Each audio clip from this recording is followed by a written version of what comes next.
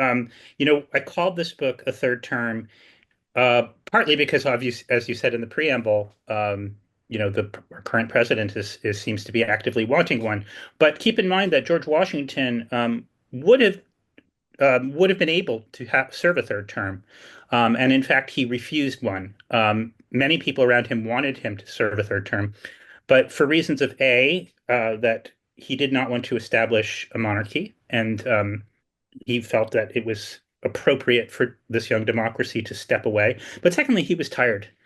He was tired of being president. He was sick.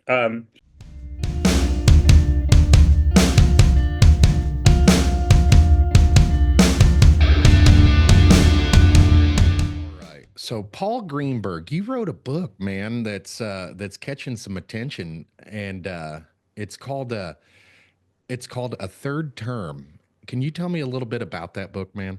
Yeah, sure. Well, so way back in 2020, believe it or not, I was sort of lying on the floor and listening to what the president was saying as he was campaigning. And I was listening to how a lot of stuff would go down with the people who admired him.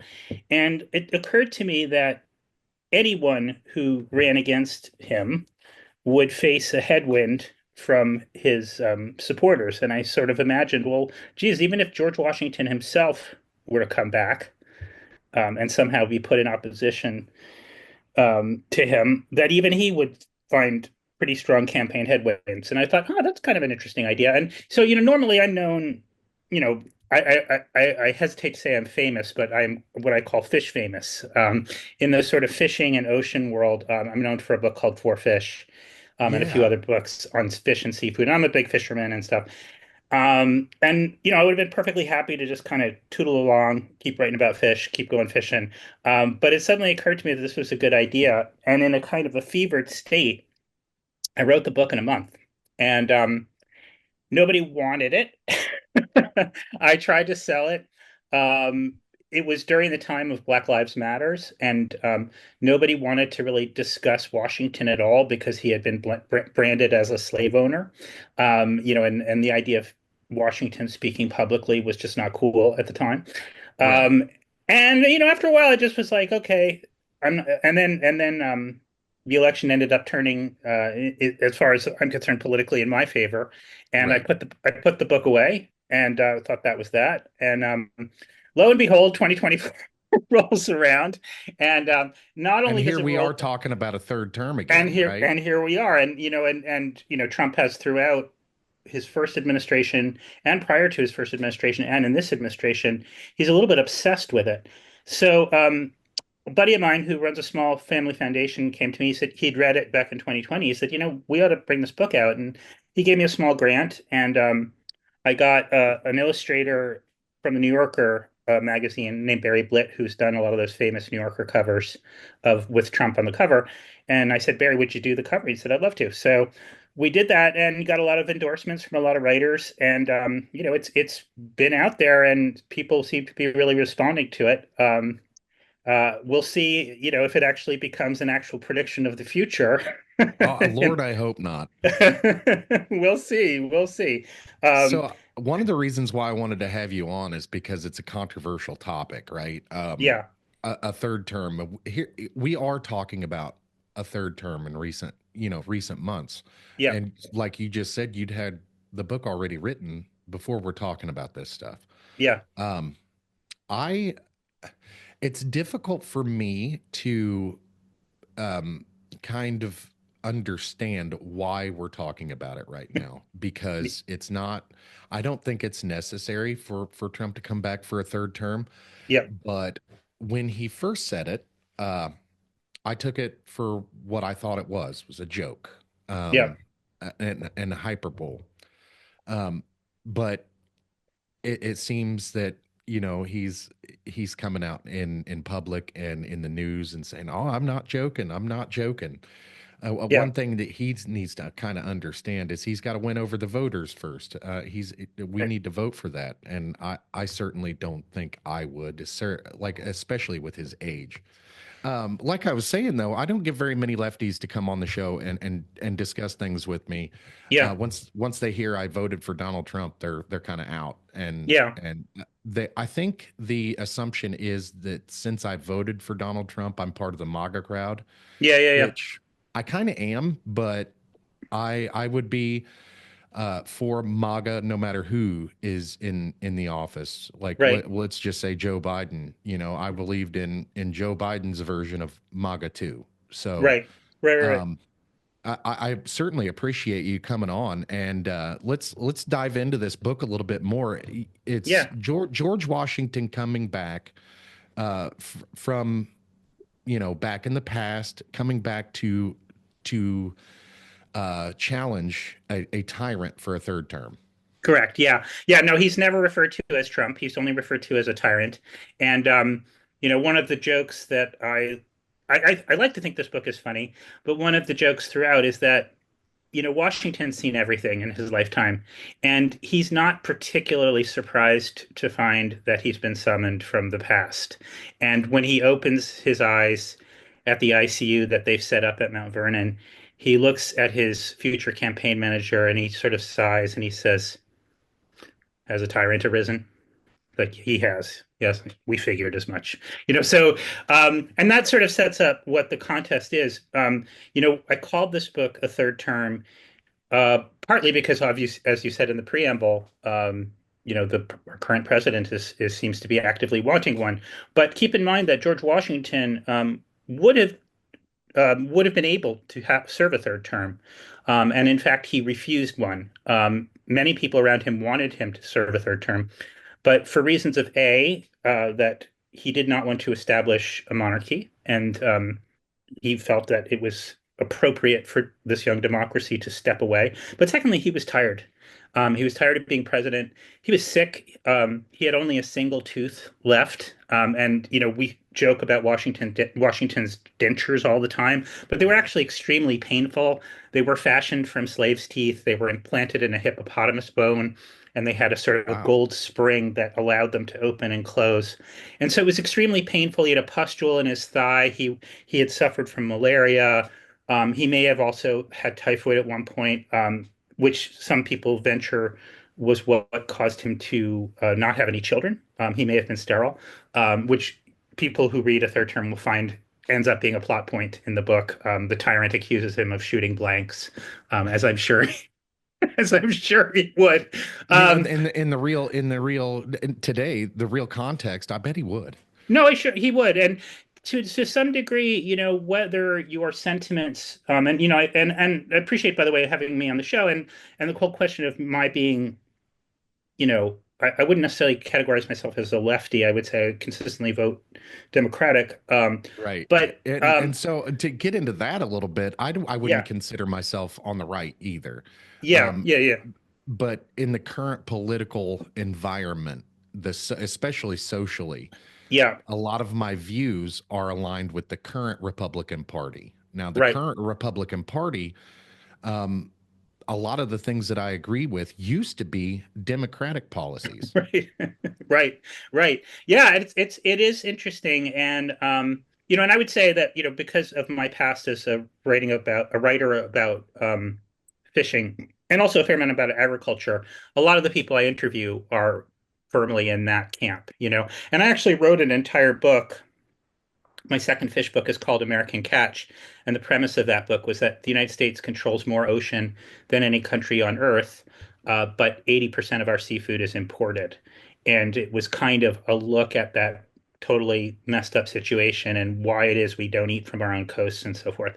So there are elements, within the Republican Party platform that align with some of my views. But the getting back to a third term, to me, what is upsetting about the present situation is that much of what's going on is unconstitutional. And to me, the notion of a third term is the sort of cherry on top of unconstitutionality. So whether or not you want certain things to be accomplished or not, or certain agendas to be pursued, um, I, prior to all my work in fishing and journalism stuff, I worked in the former Soviet Union. I worked for a nonprofit that was developing independent media in Russia. And I was there for that very brief window of democracy at the end of the Soviet Union and then the rise of full-scale Putinism. And I saw, the institutions of democracy uh, dismantled firsthand. And I saw how that was done. And I saw how that was done in a kind of strongman context.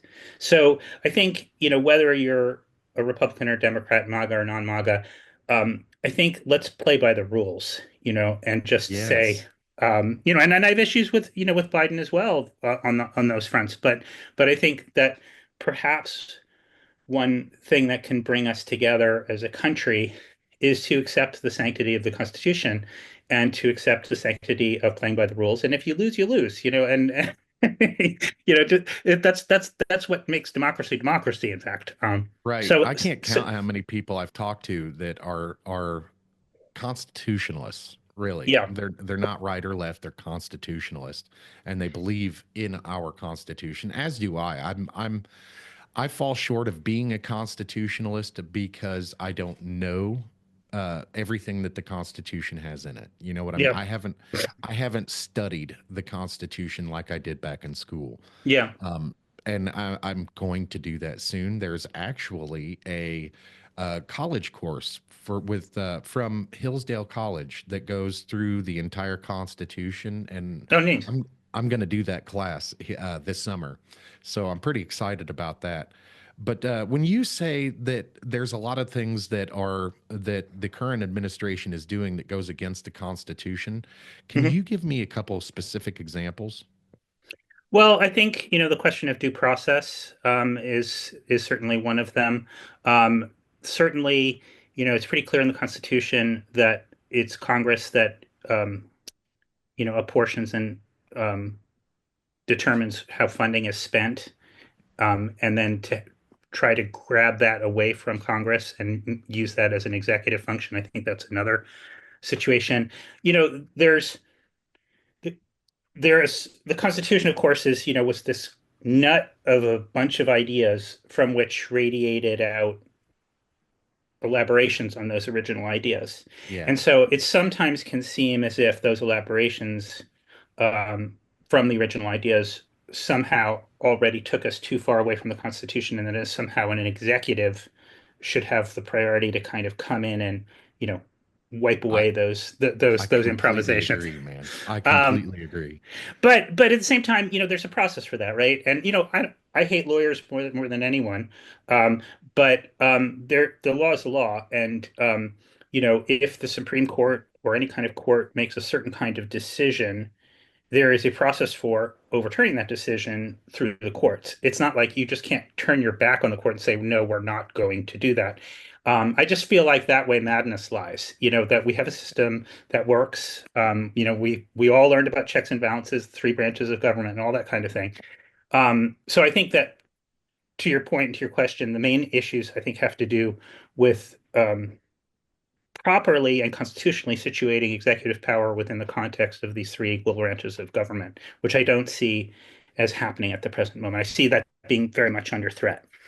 I agree with you, man. I absolutely agree with you. It- it's like with every new thing, they're trying to subvert Congress Hmm. and go around Congress. Yep. And in reality, they should be going through Congress to get some of these things done. Yep.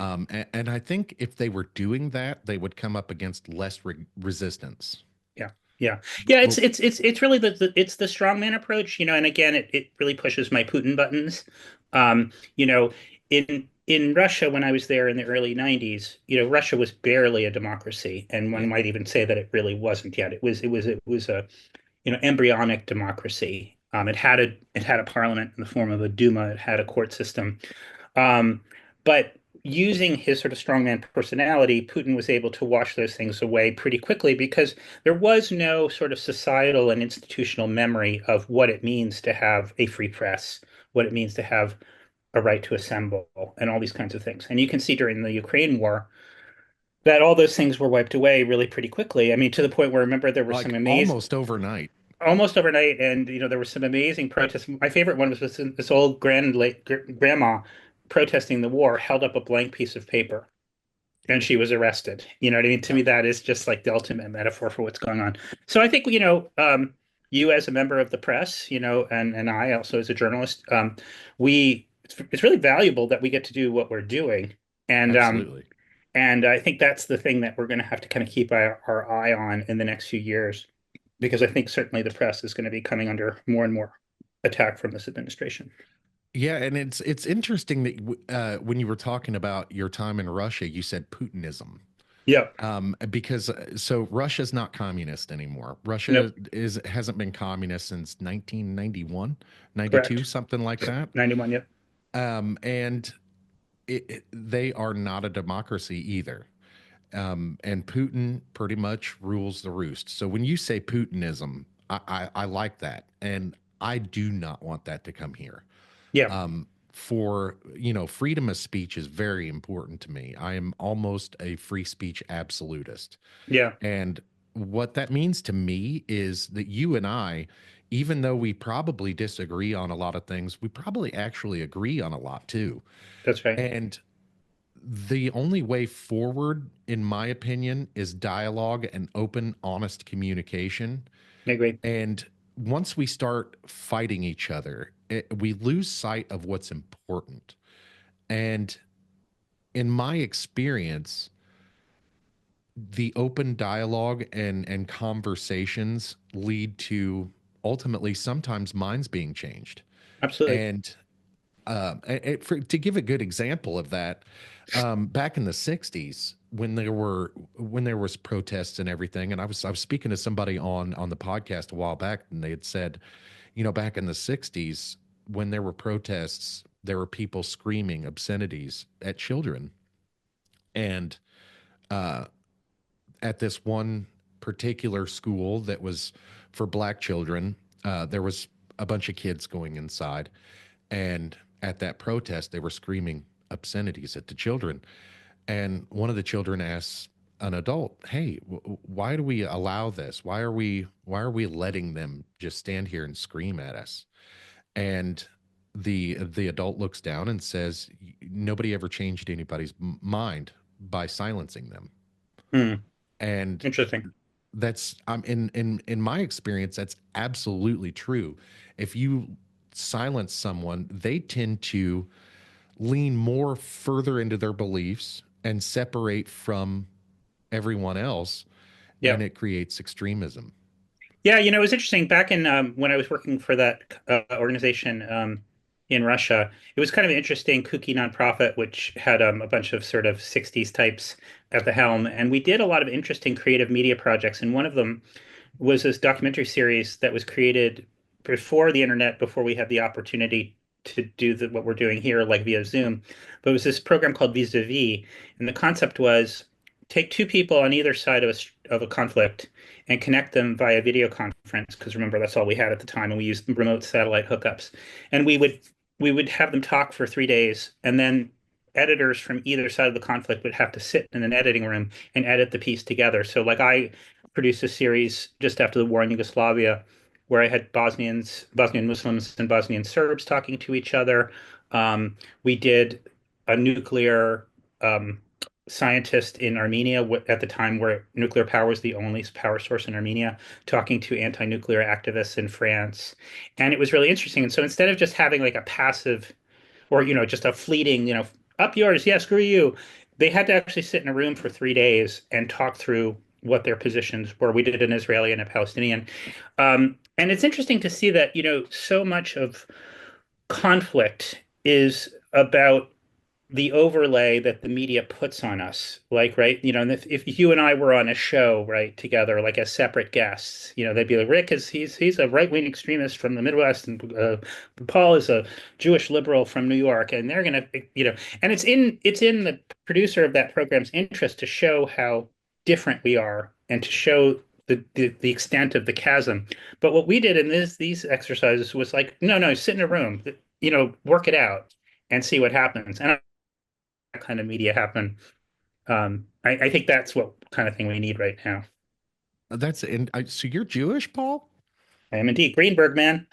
Wow, that's it's kind of neat. It's actually kind of neat to speak with someone who's Jewish and not on the right.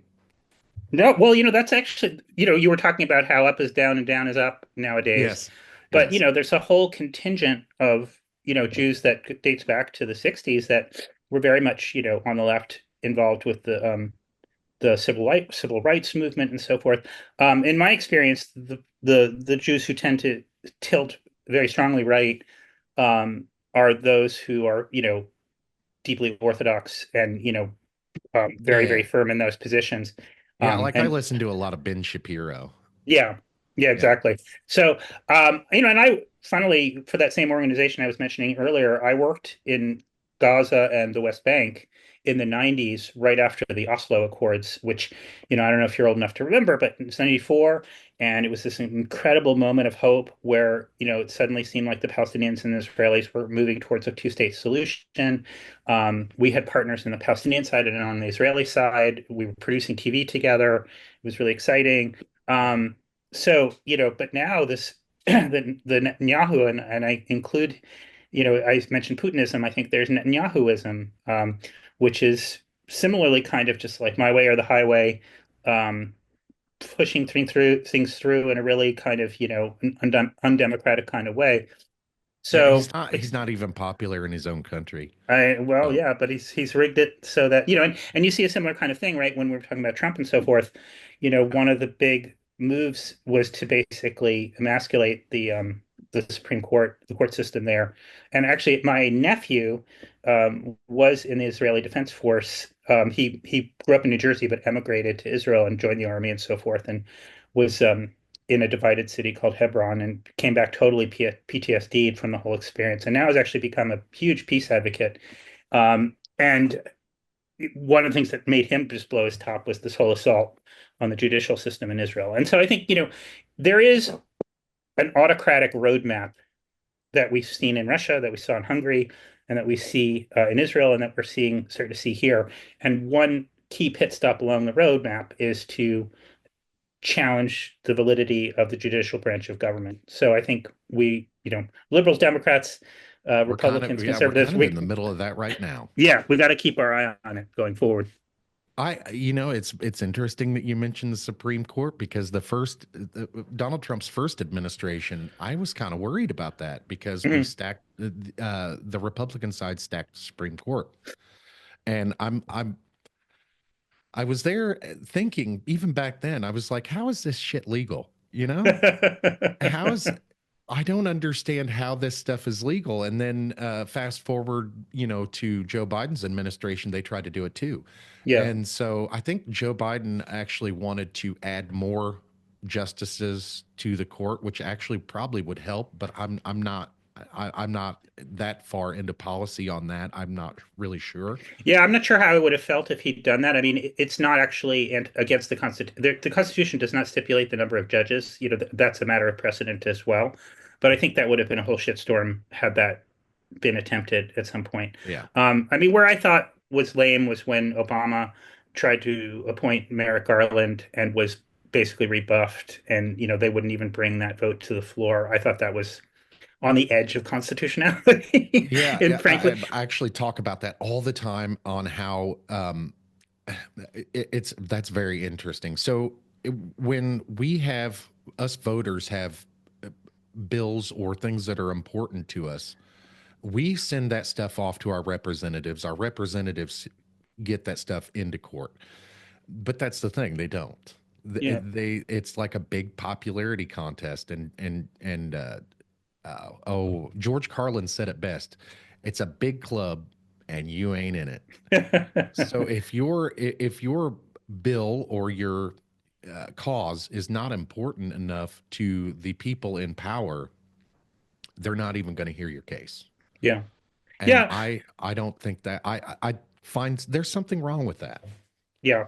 Well, I think again, it goes back to the question of, you know, the sort of populist bully playbook, which is to sort of just say, fuck the rules, let's just kind of push this through because I have the charisma and the influence to kind of move that forward. I think, going back to my book, A Third Term, I think what I try to do in kind of resurrecting Washington is to imagine a politician who was not so obsessed with his own vanity and obsessed with his own kind of power, and to present somebody that understood that the American experiment is exceptional and that, we have put it out there that we do not want a monarchical government, that we do want to have a country of laws. Um, and that, at the root of that, what I think we've seen in this first 100 days of Trump too, is that so much of what we assumed was just sort of precedent, was law, is actual just kind of precedent and actually kind of like, well, that's the way we've always done things. So I guess we'll just keep doing this ways. And what is interesting about Trump is he's like, you know what? No, I think we're just not going to do that. We're not going to listen to the courts, or we're not going to do that kind of thing. So I feel like the temperature level is so high right now on either side of the debate that to try and lower that temperature and bring it down to a very kind of cool and rational question of, rule of law and also character. The other big thing that comes up a lot in my book is, you could say many things about George Washington. He was a slave owner. He did actually actively pursue several of his most trusted slaves across the borders after when they fled. He Really? I didn't know that. Yep, yep. He was a total clothes horse. He loved fashion. He put himself into debt buying the latest clothes from Europe and the latest carriages from Europe and so forth. So he had many faults. But one thing that you cannot say about Washington, you cannot say that he was a coward, and you cannot say that he was not a man of his word and a man of integrity. What I tried to do in presenting Washington, opposite Trump, or is just referred to as the tyrant, is that here is this man of extreme integrity. He may be out of touch, he may be from another century, but his core values, his core way of relating to people and to society are the starting point is from a point of integrity. And I guess that's really what I'd like to see us get back to. Hell yes. And certainly I think Biden had all sorts of integrity problems, but let's try to find leaders who operate not from a self point of selfishness, but a point of selflessness. And there are those kinds of leaders. They do exist, but let's try to get those people first and foremost into our government. Yeah, actually, is as you were saying about Biden, do you know Biden's foreign policy it wasn't all that dissimilar from Trump's. True. There was so with the Ukraine Russia thing, Hmm. back in 2017, Donald Trump had actually been the one to send Javelin missiles to Ukraine, Hmm. which ultimately I think allowed Ukraine to put Russia on their back feet during those first few weeks of Hmm. the invasion. Hmm. And with the China stuff, Biden essentially didn't change any of the China policies that Trump had put in place. He doubled down on them. Right. As far as the Middle East goes, there was a lot of similarities there. So I definitely talk when I talk to people. I was saying something a couple of years ago. I was like, Donald Trump and Biden, geopolitically are kind of the same guy. And I was given a little pushback, and they, can you elaborate on that? And I was like, well, a lot of their foreign policies are almost exactly the same. The Hmm. only difference is, Biden didn't come out and yell at anybody. That's So, right. so I find it actually a lot easier to talk about some of the geopolitical issues between right and left, and kind of, the United States here in the West, we have an issue of, I think we kind of look at the world in the way we want the world to be Hmm. instead of how the world is. Yep. And I think that's a huge Western issue, but especially in the United States. Yep. And I I don't like that we try to dictate certain rules in other countries. And we've been doing that for many, many, many, many years. And I Yep. think it's finally come back to bite us in the ass. Yeah. Yeah. And you really kind of need a politician, not a reality TV star, a politician to come in and do things like policy, talk about policy and talk about um, not right and wrong or right and left, not blame this guy over here or blame that guy over here. I ultimately think that dialogue and talking to people is the best way to get around all that stuff. And Yeah. I don't know why everybody's so angry about it, but Well, I mean, uh, and there's also real politique to the question of economics as well. I mean, yeah, there is an op-ed in the New York Times today about sort of how China is ultimately going is leaving us behind and surging ahead on so many different fronts. And I think one of the reasons they're able to do so is because their economics are not necessarily linked to any one particular ideology. So, for example, for whatever reason, you know, um, the transformation of the power grid has become a political issue, right? Whether you drive an electric car or not, becomes a marker of whether or not you're on one side of the aisle or the other. Whereas, for China, electric vehicles are just, they have so many interesting advantages, and they're just going whole hog on it. And now, you know, they're their largest automobile manufacturers are bigger, you know, than Ford and Chevrolet, combined, so it's like just pursuing this agenda without kind of getting balled up in the ideology of it all. So I guess, to your point of the question of wanting to have a policymaker, a leader that is, confronting with the world, the world as it is, rather than the world as we want it to be. The world as it is multifarious, complicated. All sorts of interesting technologies are emerging in all kinds of ways, and to associate technologies with ideologies is a losing gambit, in my opinion. So, yeah, we, I think, and it's partially the world Trump created, but it's also partially the world Trump inherited in the sense that everything now has to be kind of parsed politically before it can be acted upon. And this getting away from the sort of labeling of everything and siloing everything into its own box before you can act on it politically, I think would be very healthy for this country. yeah, Um, hell yeah, one of the things that happens in a third term is so Washington is brought back by this sort of rogue politician or a rogue kind of campaign manager on the model of David Plouffe or David Axelrod, sort of a kind of campaign magician, but he's doing it outside of the establishment. Um, and they're not really, the Democratic operatives aren't really aware that the campaign manager is named Robert Tonnelly, and they don't know what Tonnelly's doing. They just know he's out there doing something. And Tonnelly barnstorms the Democratic National Convention on the eve of the vote. And going into the convention, there are two leading candidates. There's like a scion of a Chicago real estate family who's very handsome and ultimately an idiot.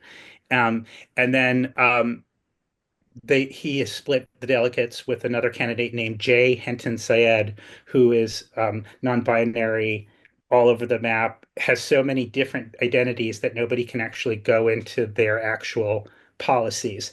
And so they're headed towards this total train wreck of a convention between an idiot and a completely like all over the map, we don't even know what this person is kind of thing. And Washington steps into that and says, basically, I can't wait to read this book, man. I can't so wait to read this book. It so sounds yes, like such a great book. thanks. Yeah, no, I It, think it's interesting to me. It's for me, I've all my other books that up on the shelf took me a long time to write, a long time to research, and I'd always heard about writers um, taking dictation from the ether somehow and busting out books really quickly, and that just never ever happened to me. But on this book, surprise, it happened. So maybe the spirit of Washington arose and spoke to me in my sleep, but was able to grind it out. As I said, in less than a month. So. well, as you're talking about it, I'm just thinking about like who's going to do this movie because this needs to be adapted into a film. I'm telling you, Well, it's a great idea.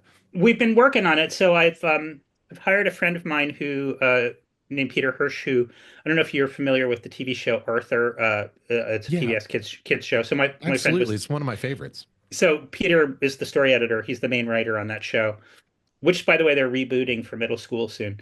No Um, kidding. yep. Wow, that's awesome. That's Yeah, awesome. And so I've got kids that are so my oldest kid here at the house is 15. My yeah. children range in ages from 22 to 6. Oh boy. So yeah, Good for you. I'm Arthur was one of my favorites when I was a kid, Yeah. and so that's pretty exciting, man. That's Yeah. awesome. So Peter writes a lot of stuff, and he's signed on, and he's writing the adaptation as we speak. It's interesting because so I have a Hollywood agent, as many people do, who when I mentioned to her that I wanted to see if we can get this into production, she was like, nobody in Hollywood right now wants to touch politics with a 10-foot pole. They're just afraid, and they just don't want to get involved in that fight. That And sucks. and it sucks for now, but I don't think that's going to be the case. I think forever. And so that's why I made the decision to kind of pull the plug it in and try to adapt it. In my ideal world, we get George Clooney to play Washington, and my fantasy is that the way that the movie starts is that you see George Clooney and you barely recognize him, because he's so sort of harrowed by age and stuff, and that as Washington emerges, into his full personality, we start to see Clooney emerge himself and this handsome dude. Because, even though we have these very stolid, fixed impressions of the way Washington looked, he Yeah. was by all accounts kind of like really attractive to women. He was a great dancer.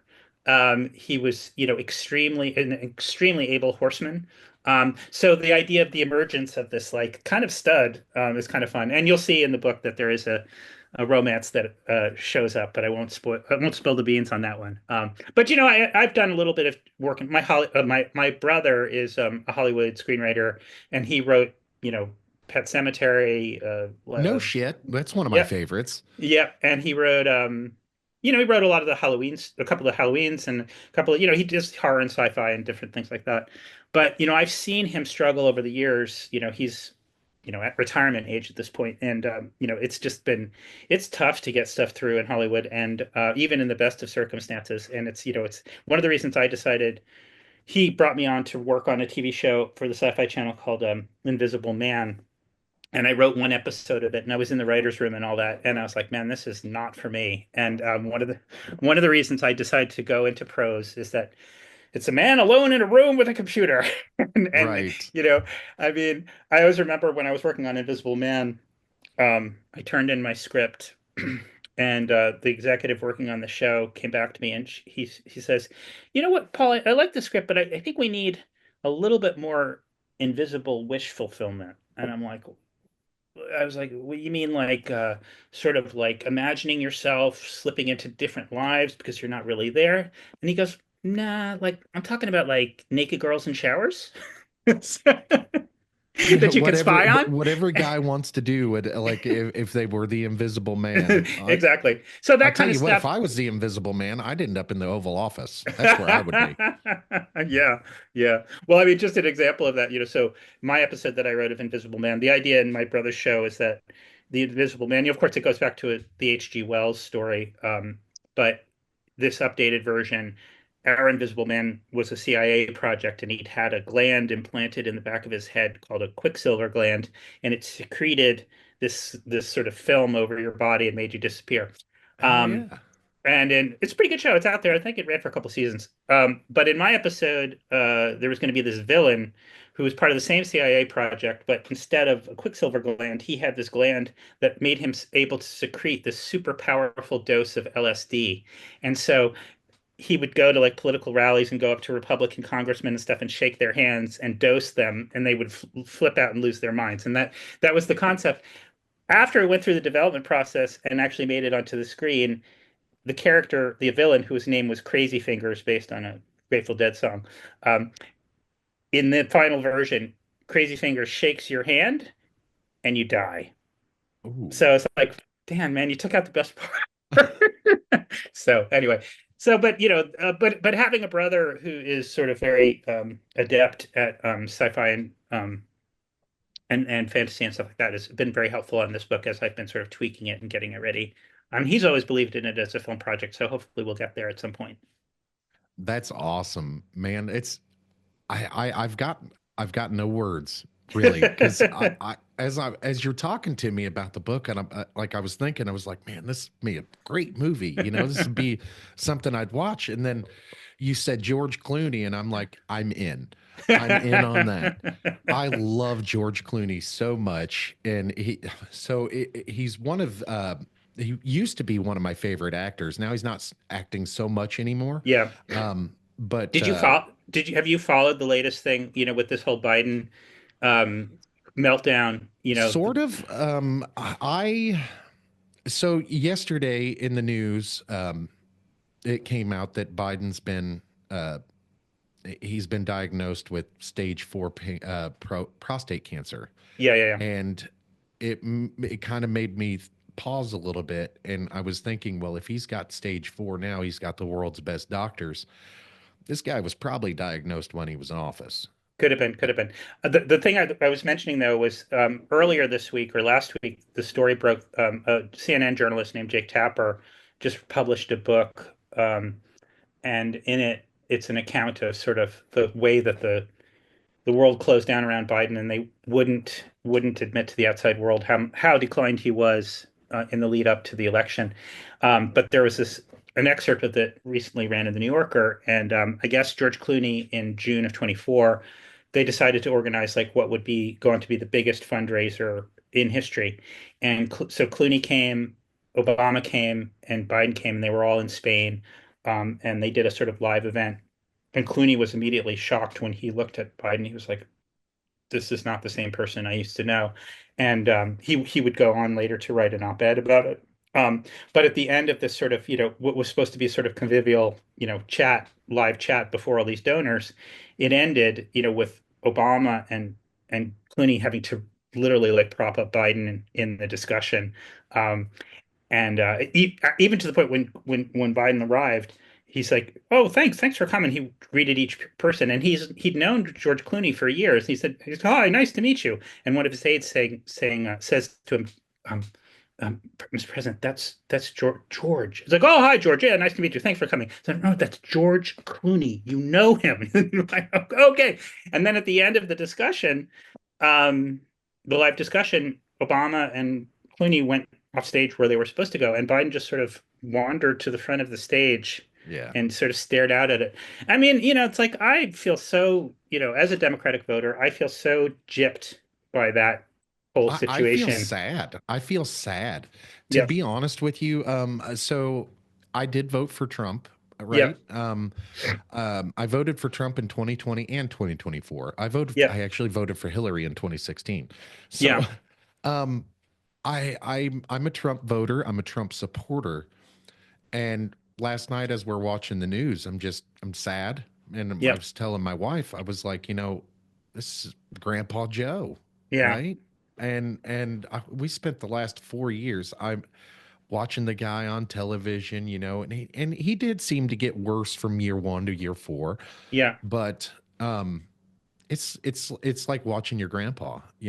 And it's a problem in general in this country. Like the gerontocracy running this country it's so depressing. And I look at my son who's 18, and you know, I look at all the potential leaders there are out there who are younger and of a different generation and a different mindset. I was, are you familiar with the comedian Nate Bargatze? Very vaguely. I've seen him on Netflix. He has a very funny routine where he describes as a child, I guess he's in his 40s, and he describes as a child going to the county fair and watching them march a donkey up a high dive, and then the donkey dives off of the high dive into a pool. And he's like, "Well, Peter, shut all that down." And then he segues very cleverly into AI and how he doesn't understand AI. And he goes, "And that's what I think. I don't think a man my age gets to have both AI and a donkey diving off a high dive." And to me, he kind of caught that we really are entering a very strange new world, and we need younger politicians who understand that world to be front and center at this point, or at least, The to have a toe in the new world. the problem with the younger politicians, like our vice president, they lead with their emotions a lot. Often, yeah. Yeah. And I don't know. I don't know if we can take much more of that. Yeah, yeah, maybe true. I mean, it's a pretty broad paintbrush to say that all young people are just with their emotions. Yeah, I not just all think, young people, but I'm the ones that I see in politics now, yeah, currently, are a lot of them lead with emotions. yeah, I don't think Charlie Kirk will ever be in politics. I'm assuming he makes a lot of money right now doing what he does. hmm But Charlie Kirk, he leads a lot with emotion. yeah, And when when I say that, people sometimes give me a little pushback and they're like, what do you mean? And I was like, well, separation of church and state is there for a reason.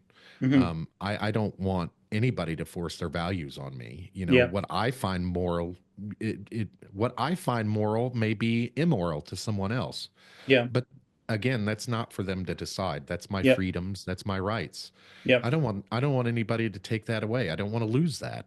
yeah, And like you said, we are kind of, it doesn't really matter right or left. We are heading that direction, yeah, with both sides. I can't stand it, man. Like I said before, I'm almost a free speech absolutist. And I believe if you stifle speech, you end up controlling thoughts, you yep, know? yep, And I just don't want to see that happen in my life. I don't want my kids to have to deal with that kind of stuff. And yep, my wife and I were just talking about it the other day. If something happens in the United States isn't the United States isn't what we grew up in, and we end up in like a totalitarian system, we'll leave. yeah, yeah, We left Britain in, the 1700s, and we'll leave this place too. Like we'll start our own thing somewhere else, I yeah, guess. But it's it's so awesome to talk to people like you who I think you get it. I think you really do. It's not about what's right or wrong on a political level. It's about what's right with the Constitution, and I do agree with you. A lot of the things that are happening now are unconstitutional or on the fringe of being unconstitutional. yeah, yeah. And I mean, I guess my biggest hope going forward is that I am starting to see, a younger generation of leaders cropping up. And when I've been touring around with this book, a lot of people ask me like, well, what's the solution? We're not going to bring Washington back, right? And I said, yes, and I'm correct. We're probably not going to bring Washington back. Um, but I think one thing is that certainly with this younger generation, and I don't know if you feel this way with your kids who are on the older side of the spectrum of ages that you have in your family. But I think there is a tendency towards introversion, towards the phone, towards the world of the screen. And my biggest takeaway for this book is that if you're a young person, take a shot at leading something. And I don't care if it's like your ping pong club, your little league team, or if you're not into sports, I don't know, your high school Work. newspaper, some work or something, exactly. Yeah. But it's much easier to be kind of like passively kind of taking in what others are saying, but it's another thing to kind of step forward and lead. And I think one thing we can say about Washington is that he had an ingrained ability to lead people. And I think even George III said, there's no one else in this country that looms quite as large as Washington. Um, and developing those faculties, recognizing when leadership is inherent within a person, and fostering the development of those leadership qualities, I think that's the kind of thing that we need to see happening. Also, just the idea, where I don't, and again, I think you and I have spoken that the differences between us ideologically probably have to do more on a question of policy than Yeah. character. But where I part ways with Trump is that I just don't feel um, the necessary selflessness that is required of a leader of a democratic country. That, it's being a leader is not about accruing things for yourself. It is about creating an environment by which the greatest number of citizens can succeed. And I just don't feel that as a priority at present. And I would like to see a crop of I love politicians every bit of arise. that, man. I would too. I would too. It makes me think of like one side. of the arguments always looking out for themselves. Yeah. And right now that we see a lot of that, and Yep. I'm I'm with you. I'd like to see somebody that wants a a, a, a great America for everyone. Yeah. Yeah. All 330 million of us. Yeah. And then we branch out from there. Canada, Mexico, Great Britain, all are great allies. That I mean, we seem to be pissing them off all one by one. But in my mind, I see Trump just got back from the Middle East. He was making deals over there. A lot of people don't understand that. Like, I literally watched Trump shake hands with the terrorist, um, but I get it. Yeah. Um, in the geopolitical stage right now, I believe we're kind of in the beginning stages of World War III, and people are picking sides. And that's what Could I'm be. seeing. It could be. I mean, I think, going back to like what's great for 330 million Americans, there's a reason why people are surged at our borders trying to get into this country. And it's not just because they have dreams of being rich. There's something that this country represents. You don't see people surged at the borders of China trying desperately to get into China. No, they're trying to That's get out. exactly. That's something, right? Like, so I understand the need for border control and, all these kinds of things, but to always constantly operate with this idea of just pushing everyone out rather than saying these things that we have as Americans are actually great things, and Yes. how we can kind of reflect that greatness out to the rest of the world. I Um, think you said it earlier when you said exceptionalism. yeah, America is exceptional, and we do have a term called American exceptionalism, where yeah, it's not right or left or anything like that. It's all Americans are great. America itself is great, yeah, and the things that United States stands for. Um, I think a lot of people have lost sight of that. yeah, We're supposed to be a beacon of hope. We're yeah, supposed to be a beacon of freedom, and yeah. little by little, our freedoms seem to be taken away. It was funny. I had an Italian friend visiting in New York the other day, and we were just walking around, and she was like, I just feel there's so much potential here. Like and it was funny. It was a person who never really thought about emigrating or whatever, has a perfectly fine life in Italy, but she could sense it. She could sense this, especially in New York. New York is such a place people come to make it. I'm going to make it in New York, um, And it's and that this, always like that. It's yeah, always like that. No matter what the political crisis is at the time, it's always like that. You yep. feel that hope all the time. Yep. And it's super rare. And it's like, so many other countries are mired in their sort of class systems, like it is in Great Britain, or in their, communist ideology, as in China, or not communist ideology, but just like the sheer bureaucracy that is, that strangles a lot of innovation. Um, so yeah, it's like we got something special here, and we got to be really, really careful not to crush that specialness. And to continue to, I mean, to me, it's a sign of success that people are surging at our borders trying to get in. Like, why not flip that question? It's not that I want tons of people to pour into this country, but why not flip this question? Why do people want to come here? What is so special about this? And let's Can do we, more of that. and let's do more of that. And if you want to come into this country and you want to participate in that kind of hope and greatness, let's figure out a way to make the people that we want to get into this country, and to make that country even stronger than it is. So, it's just like this kind of like hostility to the world that I find disarming. Currently, my son is actually in university in Canada at McGill in Montreal. And it's very interesting to see the difference there, of a very kind of very tolerant society, a bilingual society.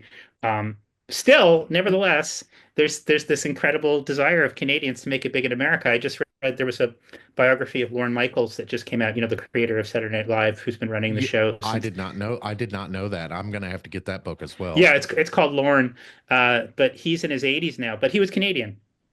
And it's a very interesting story because, he has this sort of sense of Canadian decency, but he tells this one joke about how, if you have a pot full of Canadian lobsters and a pot full of American lobsters, um, for with the American pot of lobsters, you have to put a top on it, or else the lobsters will climb out. But the Canadian lobsters, you don't need a top because as soon as one tries to climb out, the other lobsters grab it and pull it back into the pot.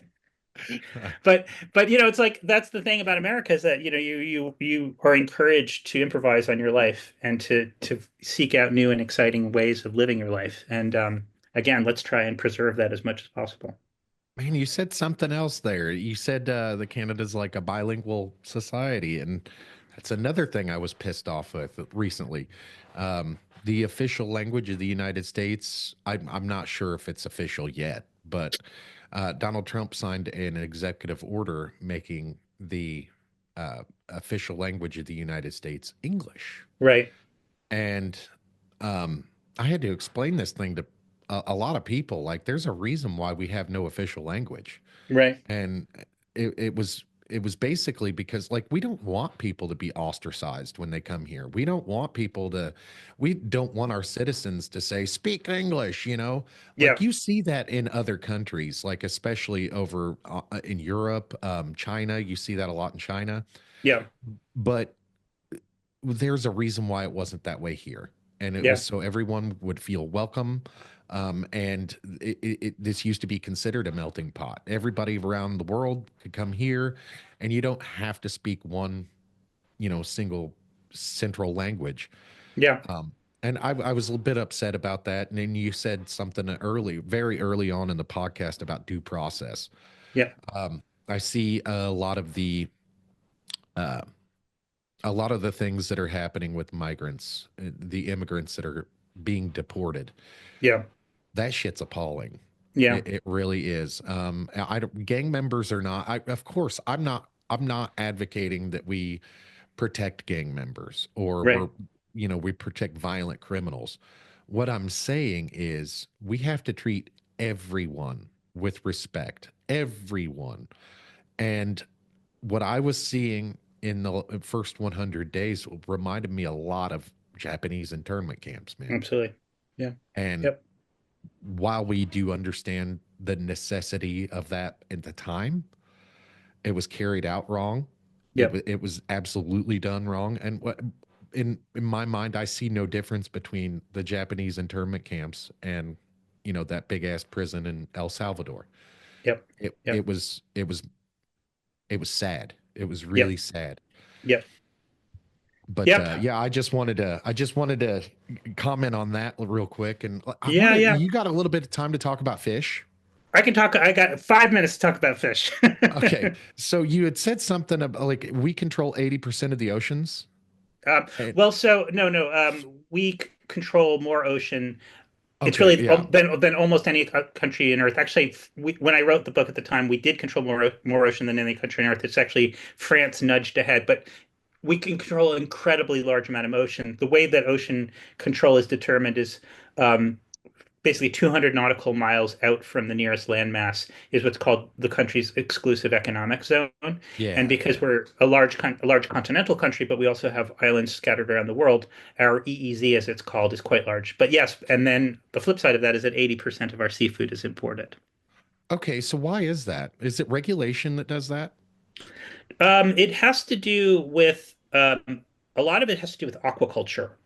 We went from a world in which 100 years ago everything we ate from the sea was wild, and now we're reaching the point where more than half of it is farmed. Um, Okay, this country does not like aquaculture from a resource use perspective. There are a lot of NIMBY laws which prevent coastal aquaculture and have basically kicked aquaculture out. I think it was entirely kicked out of the state of Washington recently due to a net pen failure of farmed salmon. So there's been huge resistance to aquaculture. We're 20th in the world in terms of world aquaculture production. When I say aquaculture, I mean fish farming. right, Um, right. China is by far the largest farmer of fish. Wow, We're even beyond. We have less total aquaculture product than Myanmar. really? It's really negligible. So there's that, and then also the other thing that it happens is we actually have very good fisheries laws for our wild fisheries. And we end up actually exporting about 30% of what we catch in this country because countries like China, Japan, who really value seafood, see American seafood as well regulated, clean water, all these kinds of advantages. So there are buyers on the docks in New England and California that when the fish come in, goes right abroad. So what ends up happening is that instead of we Americans end up eating cheap imported farmed product Right. and then exporting our best fish abroad. Wow, that's crazy. Let's So if you stop want, doing that. yeah. So that book is called American Catch, and that's one of my more popular books. So yeah, have a I look at tell that you at some what, point. I tell you what, Paul, I'm gonna have to you back on All because right, sounds good. we're gonna have to talk about fish, my friend. Yeah, yeah. I can talk about fish till I'm blue in the face and grow gills. So f feel free to Hell have me yeah. back. Hell yeah. Well, Paul Greenberg, where can people find you, man? PaulGreenberg.org. That's spelled PaulGreenberg.org. PaulGreenberg.org. And or they can just Google a third term, or my books are Four Fish, American Catch. Any of those books will take you to Amazon, where you can buy any of my books. So yeah, feel free to Awesome. Google around and find me. Awesome. By the next time we'll talk, I'll have read a third term and we can talk about that a little bit, but I really, really want to dig into the fish industry. That sounds great. I'd love to. All right. Well, thanks so much for having me on the show. Thank you, Paul. We'll see you. See you soon. Bye.